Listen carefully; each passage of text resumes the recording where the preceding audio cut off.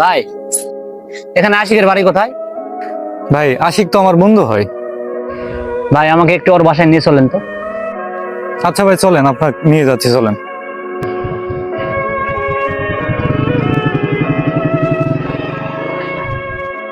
ভাই এটাই হলো আশিকের বাড়ি, আমি ডাক দিচ্ছি, দাঁড়ান।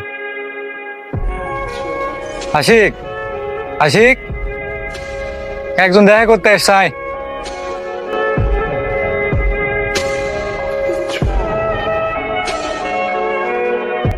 কিরে ভাই, কিস্তি নেওয়ার সময় কত ভালো ভালো কথা, আর কিস্তি দেওয়ার নাম নাই, তোমার খুঁজে পাই না, কই থাকো?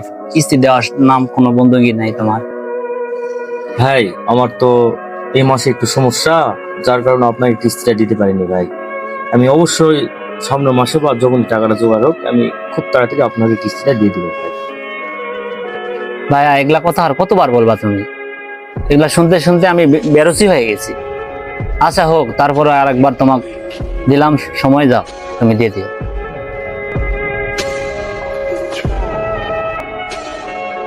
বন্ধু, বন্ধু তুই কাজটা ঠিক করলি না। ভাই আমার তো একটা লোনের আবেদন ছিল, তো লোনটা কবে পাবো? আচ্ছা ভাইয়া, আমি স্যারের লগে কথা বলি, বলে তোমার লোনটা পাস করে দেওয়ার ব্যবস্থা করতেছি। আচ্ছা ঠিক আছে ভাই, তাহলে আমারে ফোন দিয়েন। প্রিয়া ভাই কি খবর?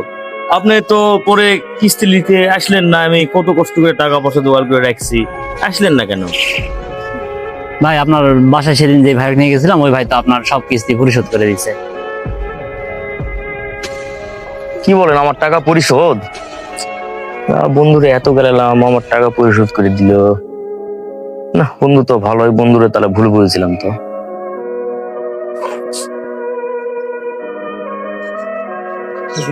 টাকাটা আমি একটু মোবাইল পাঠিয়ে কত টাকা?